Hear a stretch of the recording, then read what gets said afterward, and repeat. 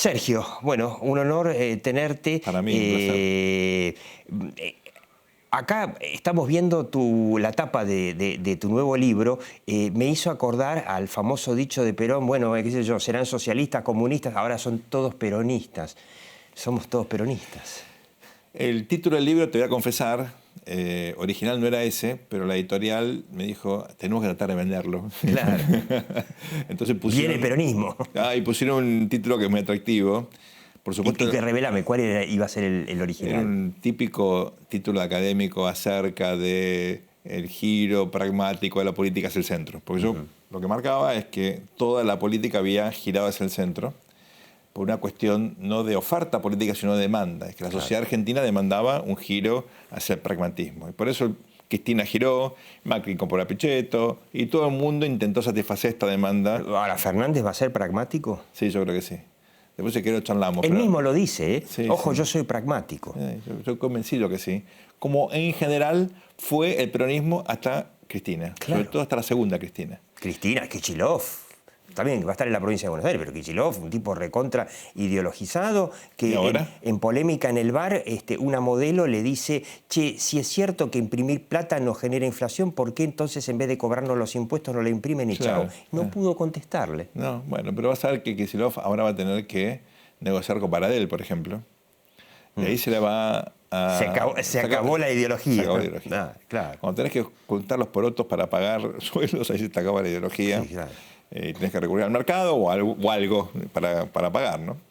Entonces, yo creo que lo interesante de esta elección es que uno tenés peronismo en las tres principales fórmulas, predomina el peronismo, obviamente era del Frente de Todos, Pichetto con un Macri que empezó a competir en una alianza con el peronismo de la capital. Sí.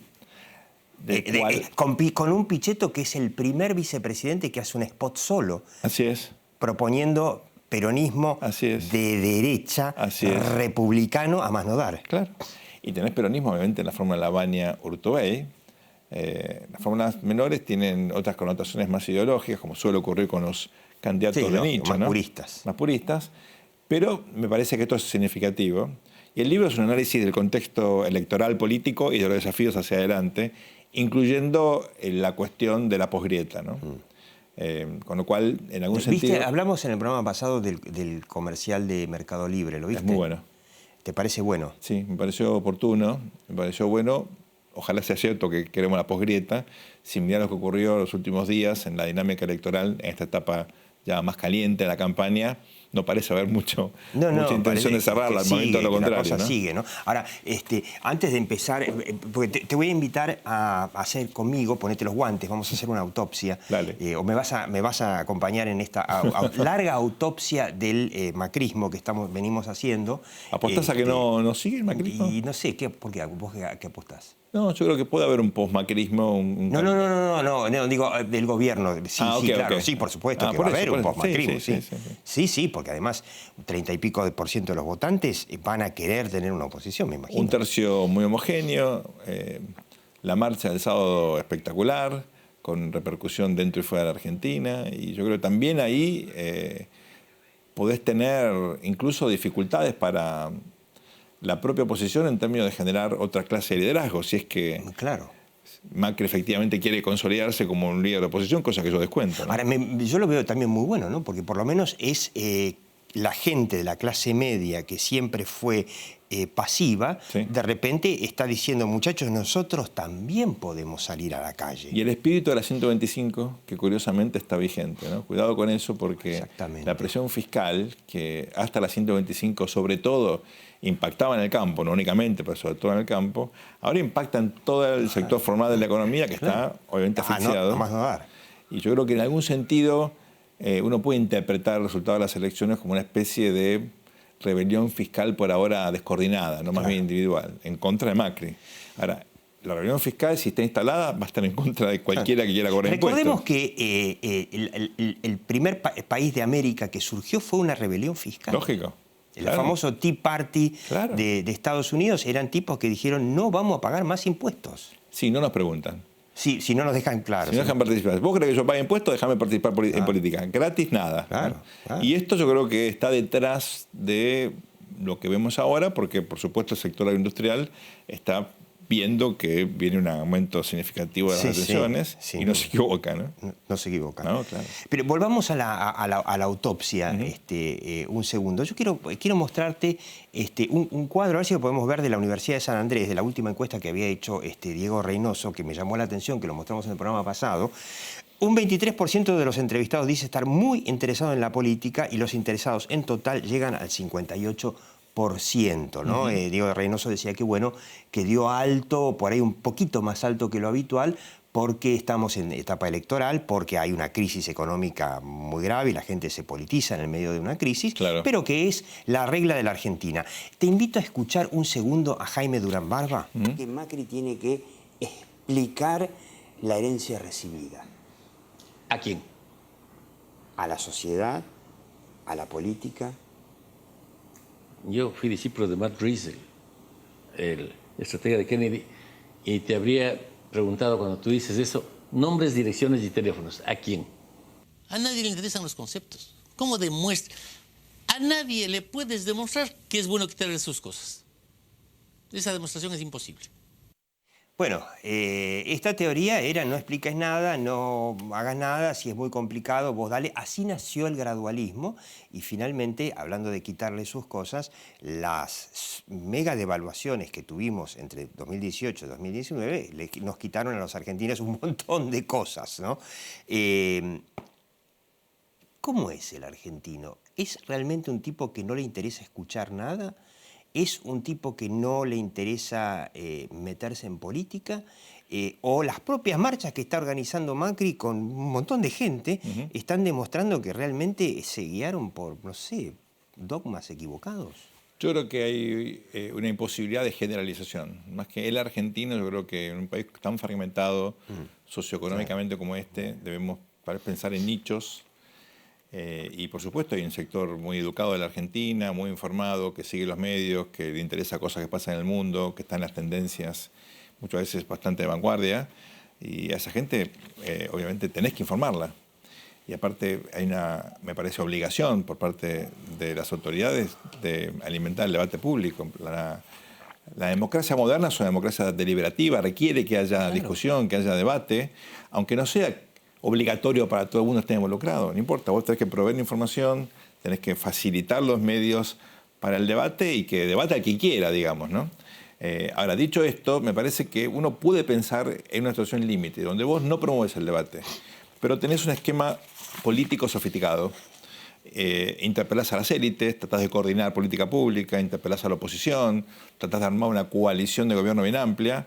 Decir, mira, el debate es acotado, pero por lo menos hago política. Claro. Yo creo que acá se combinó la falta de información con la autolimitación para hacer política. De un gobierno en minoría. De un gobierno en minoría y aparte un gobierno, digamos, con pretensiones transformacionales. Claro, además. Porque si yo vengo a statu quo, bueno, claro, no tenés necesidad de involucrar a otros actores, pero suponiendo que con cierta racionalidad técnica y sobre todo con una hipótesis que estaba detrás de todo esto, ¿no? La hipótesis que tenía, me parece, los estrategas electorales del presidente es que la sociedad argentina venía experimentando un cambio de abajo hacia arriba. Claro. El famoso cambio cultural. Y que ese cambio cultural implicaba nuevos valores, nuevos conceptos, el rechazo del populismo, el rechazo de la corrupción. ¿Vos lo viste ese cambio cultural? No, nunca nadie lo demostró. Y si pasó algo en la Argentina, demuestra que eso jamás existió. Claro. Bueno. Mira, te quiero mostrar uno de los gráficos que te tenía preparado del Pew Research Center. Tiene algunos años, esto se hizo sobre el final del cristinismo. Fíjate qué interesante, en 32 países, Argentina, que está ahí abajito, es el país más el único país de mayoría anticapitalista, 48 contra 33, contra todos los países del mundo, ¿no? Incluyo el caso más curioso de Vietnam, claro, donde el 95% es capitalista. Incluyo también Venezuela, que está ahí, fíjate, sí, claro, en el medio, 67 procapitalistas, 28 comunistas. Bueno, si tienes comunismo, obviamente sos procapitalista. Es lo que necesitas para ser capitalista es experimentar el comunismo en carne propia. Exactamente. Bueno, por eso hay un caso muy típico, es el de Alemania y Corea, ¿no? Claro, que están arriba de la tabla, claro, de los países desarrollados, porque bueno, Alemania tuvo Alemania del Este, claro, Corea sigue teniendo a la Corea del otro lado, y queda claro que esos países entendieron el error. Pero esto evidentemente, no sé, se me ocurre a mí. Bueno, fíjate, España también tiene un alto estatismo, yo creo que hay una tradición. No tanto como Argentina, pero sí, es cierto. Sí. Hay una tradición, me parece, latina, de Estado grande, de mucha regulación. Sí. En general. Pero fíjate Brasil es 60 contra 35, sí, claro. Y los brasileños son también latinos, están al lado de nosotros. Chile, por supuesto que también. Eso es una restricción, es una oportunidad. ¿Pero no era tarea de Macri cambiar esto? Yo creo que Macri, más que cambiar eso, cambiar los valores, cambiar las ideas es difícil. Hubo un historiador francés, Prodel, que inmortalizó una frase. Dice, las ideas son cárceles de larga duración. Claro. No las cambias. Entonces, yo creo que el desafío... O sea, vos decís que no se cambia más, o sea... No, puedes cambiar en el margen. Lo que deberías hacer, me parece, es mejorar mucho la calidad de la política pública. ¿Querés Estado? Te doy el mejor.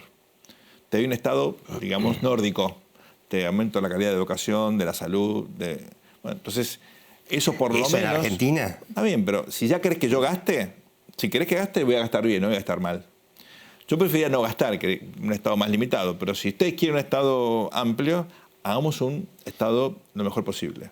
En Argentina, lamentablemente, ese desafío de diseñar un Estado moderno, un Estado eficaz, eficiente, que genere igualdad de oportunidades, que promueva los mecanismos de movilidad social ascendente, eso es fruto de la educación pública.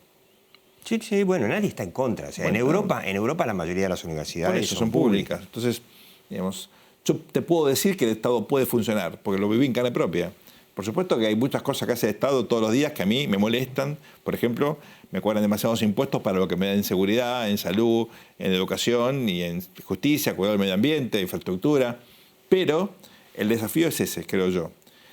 Mientras vos promovés algunos mecanismos de mercado para que la gente entienda que esto que genera valor, claro, mejorar la calidad de la política pública para que por lo menos no estés desperdiciando la plata que efectivamente estás gastando. Ahora volvamos al tema del debate que no hubo, que el gobierno de Macri no promovió debatir las cosas que hubiesen ayudado a cambiar la Argentina, ¿no? Sí. Yo siempre pongo el ejemplo de que una de las primeras leyes que llevó Macri al Congreso la llevó en absoluto secreto, tan bien guardado el top secret que nos enteramos después, cuando fue rechazada, que fue una ley de empleo joven. Una muy buena ley, yo después la miré, no tenía idea, me enteré cuando salió la noticia de que el peronismo la había rechazado, pero así, claro, a lo bestia. Y claro, era una idea muy buena para los famosos niní que no trabajan ni estudian, sacarlos de la calle. En Córdoba existe algo parecido aparte. Claro, en la provincia peronista. Exactamente, que es una ley que fomentó mi amigo Jorge Lawson, claro, cuando fue ministro de Industria. Que la ley esa podría haber contribuido significativamente a demostrar, primero a sacar a los chicos de la calle, seguro, dinamizar la economía, bajar la cantidad de planes sociales, sacar a los chicos de la droga, todo bárbaro. Pero por ahí esa ley, de alguna manera, demostraba que con flexibilización las pymes podían dar trabajo. Claro. Y se ve que el peronismo dijo, che, si esto ni está instalado, saquémoslo, no sea cosa que a ver si se dan cuenta que la flexibilización es buena. Y Macri ni siquiera se tomó el trabajo de explicarnos los beneficios de esa excelente propuesta. Sí, claro. Así gobernaron. Eso fue muy común durante estos años. Yo creo que ahí la clave son los prejuicios antipolíticos de este gobierno, que fueron realmente impresionantes. Es un gobierno que se autolimitó, insisto con el concepto, en su capacidad de tener éxito. Por supuesto que la oposición frenó, que es lo que tiene que hacer la oposición. Bueno, el peronismo es corresponsable del fracaso, obviamente, porque no le dejó pasar una. Pero la mayoría de los errores no fueron generados por el peronismo, fueron endógenos a la lógica de construcción de poder. A esto se le agregaría una imposibilidad casi metodológica de generar consenso. Claro. Hace poco hablaba con un exfuncionario de esto y me decía, no, pues te acordás, después de las elecciones de 2017, armamos una mesa espectacular, hicimos construir una mesa para que entren todos. Digo, ¿me estás Yo no me acuerdo de eso. Sí, una mesa enorme, redonda. ¿Pero qué pasó? No, bueno, nos juntamos una vez, cada actor vino, pidió lo que quería y nunca más lo pudimos juntar. Pero yo decía, pero ¿no tenían un método para generar un diálogo, para que cada uno ordene las prioridades? No, los juntamos para charlar. Digo, no estudiaron los pactos de la Moncloa. No, bueno, no estudiaron cómo es un diálogo social. Ellos pensaban que eso iba a surgir casi espontáneamente. La política requiere mucho trabajo. rechazar la rosca quiere decir que vos nunca tuviste necesidad de persuadir a nadie. Claro. Menem se la pasaba haciendo asados en la Quinta de Olivos, claro, con políticos de la oposición, o sea... Empresarios, jueces. Algunas cosas... Jueces. Bueno, pero la verdad, algunas cosas bordeaba los conflictos de interés, seguramente. Y en una sociedad más transparente uno querría que eso no ocurriera. Pero por lo menos había una intención de hacer política. Claro. A ver, una cosa anecdótica. Las charlas de Quincho, ¿te acordás? Sí. Bueno, sí. fantástica. Yo soy un ex ámbito también. Bueno, esas charlas de Quincho en general focalizaban en cosas que pasaban los fines de semana. Lo de los quinchos venía de Menem también, ¿eh? Justamente, pero cosas que pasaban los fines de semana. En la política argentina durante estos últimos 4 años, los fines de semana no pasaba nada. Jugar al fútbol. Bueno, pádel. Discúlpame, uno no hace política de lunes a viernes. Claro. Uno hace política a las 24 horas del día. Claro. Si no, no puedes ser presidente. Claro. No paras nunca. No tenés ni día libre, ni tiempo para jugar al bridge, ni para jugar al paddle. Tomate un tiempito para distraerte, pero estás permanentemente haciendo política. En la política hay mucho de relaciones públicas también, ¿no? En todas las actividades humanas. Leí algo de los pactos de la Moncloa, donde una de las actividades que había hecho el gobierno de Suárez en aquel momento era muchas relaciones públicas para juntar a tipos que no se podían ni ver. Porque si no construís confianza entre las partes, no hay pacto posible. Claro. La interacción interpersonal es fundamental. En la conformación de la Unión Europea hubo un vínculo inédito que nadie pensó que iba a funcionar entre Helmut Kohl y Felipe González. Claro. Explícate por qué, no tenía nada que ver. Uno era socialista, el otro era conservador, recontra conservador, católico, otro de izquierda. Funcionaron, cuajaron, hubo un clic. Y eso es fundamental. Entonces, las relaciones informales, los momentos de relax, un café, totalmente, una caminata, todo eso ayuda a la construcción del consenso. Y si vos no tenés un tiempo, si no invertís en construir esa confianza, obviamente... y si encima sos prejuicioso y dejás que los prejuicios escalen, o te aburre hacer política, bueno, es un problema. Si te aburre hacer política, no puedes ser presidente. Ahora, yo quiero mostrarte también otro cuadro que tenía, que también tiene un par de años, justamente es también desde el final del kirchnerismo, a ver si podemos ver Liquidity, que había hecho esta encuesta en Argentina, Brasil, Colombia y México sobre estatismo o privatismo. ¿Usted diría que es mejor un país con mayor cantidad de empresas privadas o mayor cantidad de empresas del Estado? Fíjate, Sergio, el único en donde la mayoría es estatista es Argentina. 41-36. 41-36, Brasil es al revés, 62-29, Colombia 54-37, México 56-37.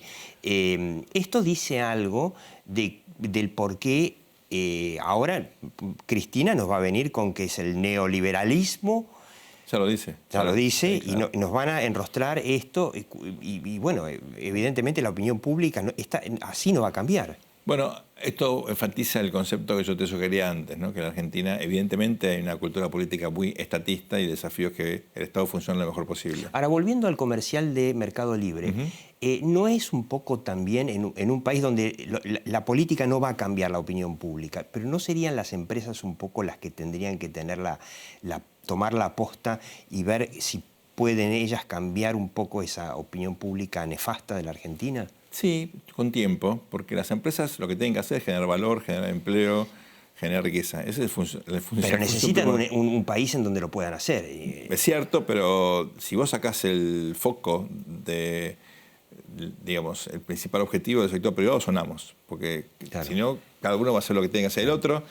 En política, lo que tiene que mejorar es la política y el sector privado tiene que hacer lo que mejor sabe, que es construir valor, generar riqueza, ¿no? Pero vos tenés ahora oposición de Mauricio Macri, bueno, eventualmente, PRO, la Unión Cívica Radical, etcétera. Un sector de la Unión Cívica Radical que está muy cerca de... Sí, que va a volver con Fernández, sin seguro. duda. El grueso del radicalismo es la Vamos tradición. El grueso, pero un sector importante... Sí, claramente. Sí. Pero digamos la parte radical que no se pase al fernandismo, que van a estar en la oposición y no han hecho esa tarea y uno duda que lo hagan. ¿No podría ser tarea de los empresarios decir, bueno, che, a ver, empecemos nosotros? Bueno, mira, el aporte más importante, creo yo, de Mercado Libre es el nombre. ¿Mercado Libre? Es cierto. No es poco. Pero no suena mala palabra en un país como Argentina, Mercado Libre. Fíjate que se usa un montón. La gente no le tiene miedo al Mercado Libre.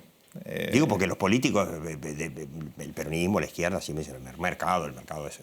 Bueno, de hecho hubo algunos líderes sociales que fueron muy críticos del dueño o de bueno, claro, los accionistas, claro, ¿no? por eso De Marco Galperín. comentábamos que justamente este comercial tiene que ver un poco con el acoso de Grabois, de Moyano, que Moyano se quiere llevar el sindicato de los de Mercado Libre. Porque lo quiere sindicalizar, camionero. claro.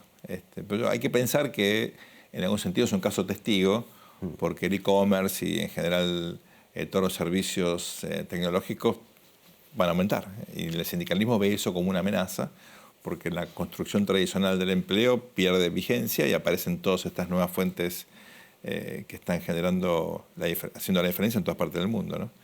Y si viene Amazon y viene Alibaba y otras para competir con Mercado Libre, cosa que puede ocurrir en algún momento. Seguro. Por lo menos algo de Amazon está viniendo. Así es. Es cuestión de tiempo. Yo creo que cuanto más competencia, mejor. Te llaman Mercado Libre, tenés que aceptar la competencia, ¿no? Obviamente. Sí, obvio. Eso va a generar mucho empleo y no me parece mal que los sindicatos quieran, obviamente, aprovechar eso, porque ten en cuenta que las sociedades más justas y más equitativas tienen sindicatos fuertes. Yo estoy en contra del sindicalismo, de un abuelo sindicalista. ¿Pero no se le va la mano a la Argentina con el sindicalismo? Me parece que es un caso único en el mundo. Yo creo que se le da la mano con la regulación del mercado de trabajo, que es muy estricta, y con los costos laborales, que son muchas veces contraproducentes con la generación de nuevo empleo.